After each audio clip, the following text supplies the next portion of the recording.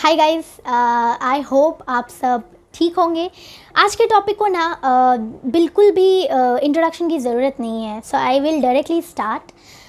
World's largest distributor of toys and world's second largest fast food chain, 70 million customers daily and more than 38,000 outlets all over the globe. So लोगों की food habits में drastic change लाने वाला ये नाम McDonald's आज एक food icon बन चुका है, इजंट इट? सो कैसे हुई थी इसकी कहानी? इसकी कहानी भी काफ़ी इंटरेस्टिंग है। Let's get started. ये कहानी शुरू होती है 1940 में मॉरिस और रिचर्ड मैकडॉनल्ड्स, जिन्हें हम मैकडॉनल्ड ब्रदर्स के नाम से जानते हैं, कैलिफोर्निया के अमेरिका में। इन्होंने 1940 में एक शुरुआत तो इन्होंने छोटे से ड्राइव इन जॉइंट फूड से से खोली थी। ड्राइव इन जॉइंट जो एक छोटा सा होता है, वहाँ ये हॉट डॉग्स और मिल्क शेक सेल किया करते थे। लेकिन 1940s में इन्होंने लार्जेस्ट ड्राइव इन फूड रेस्टोरेंट खोला सैन बर्नार्डिनो कैलिफोर्निया में, जो काफ़ी चल रहा था and it was going very well. And 1948 में ब्रदर्स वेर थिंकिंग कि रेस्टोरेंट तो काफ़ी अच्छा चल रहा था, लेकिन दे वर थिंकिंग कि कहीं ना कहीं कुछ गड़बड़ है, कुछ तो करना चाहिए। तो इन्होंने सोचे कि कुछ क्यों ना हम रेस्टोरेंट के फॉर्मेट्स में चेंज लेकर आते हैं। Why don't we bring some change to the formats of restaurants.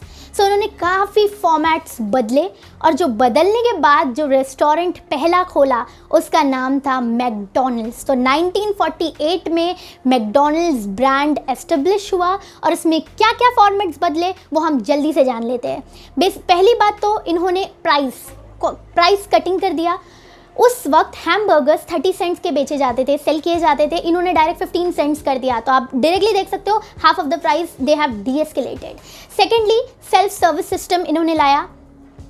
जो ड्राइव इन रेस्टोरेंट था उनका, उसमें कार हॉप्स यानी वेट्रेसेस होती थी, वो सर्व किया करती थी। उन्होंने वो सिस्टम को हटा के सेल्फ सर्विस सिस्टम इंट्रोड्यूस किया, जहां कार हॉप्स को हायर करने की सैलरी ना देने की वजह से उनका कॉस्ट कम हो गया। दूसरी बात, इन्होंने टेक्नोलॉजी में काफ़ी पेस पकड़ी। इनके किचन्स बहुत टेक्नोलॉजिकली ग्रो होने लगे, मॉड्यूलर और टेक्नोलॉजिकली काफ़ी इन्होंने किचन्स पे अपने ध्यान दिया। हम आज भी देखते हैं मैकडॉनल्ड्स में हाफ किचन ओपन रहते हैं, तो वो मशीन्स एंड ह्यूमन रिसोर्स दोनों मिलके जब काम करती है तो इफ़िशिएंसी ज़्यादा बढ़ जाती है।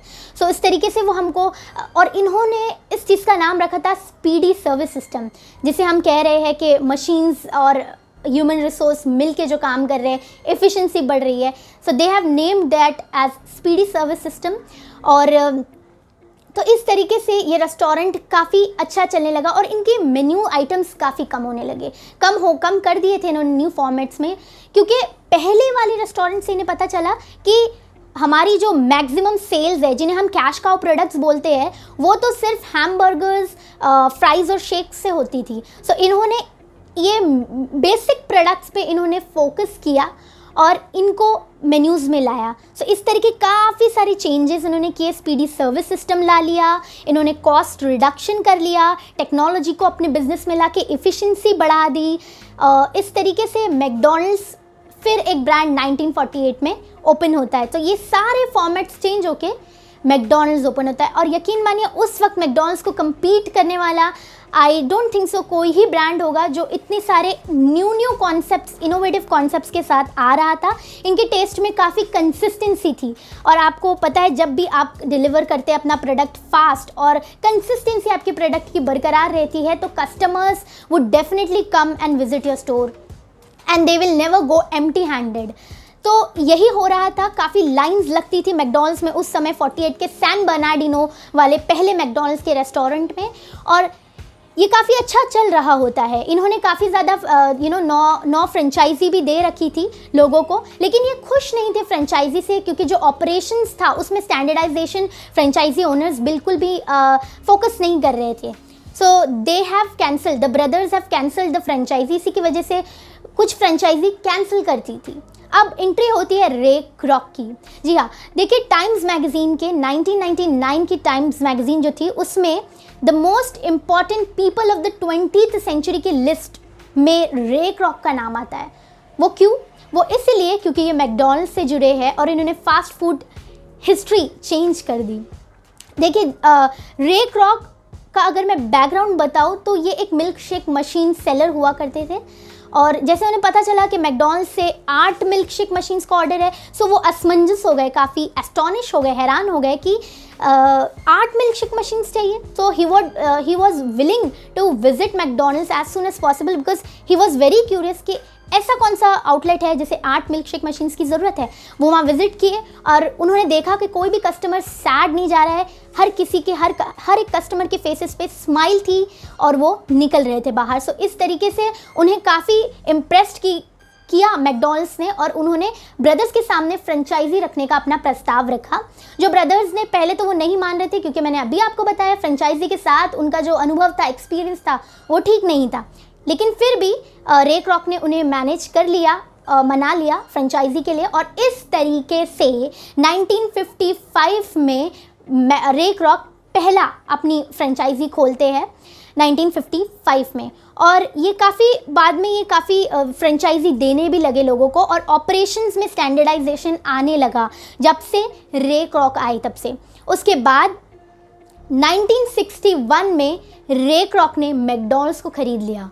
1961 में इन्होंने ख़रीदा, और देखिए आप 1961 में अगर कंपनी हाथ में आती है तो 1965 तक इन्होंने उसे पब्लिकली लिस्ट तो कर ही दिया, साथ साथ इस वक्त तक मैकडॉनल्ड्स के कहा जाता है 700 आउटलेट्स ओपन हो गए थे। यानी विजन क्लिस्टर क्लियर था, विजन था इनका एक्सपांशन, कि हमें ज़्यादा से ज़्यादा लोगों तक पहुंचना है। इनका विजन इतना क्रिस्टल क्लियर था कि आज भी हम मैकडॉनल्ड्स को विटनेस करते हैं। और एक इंटरेस्टिंग बात मैं आपको बताना चाहूँगी यहाँ पे कि अमेरिका में क्रॉस साइन से ज़्यादा मैकडॉनल्ड्स के जो गोल्डन आर्चेस है वो रिकॉग्नाइजेबल है। तो इस तरीके से एक्सपांशन के थ्रू आज हम मैकडॉनल्ड्स को देखते हैं। इंडिया में भी अगर मैं इंडिया की बात करूँ तो more than 400 stores, 400 outlets McDonald's India में ओपन कर चुकी है।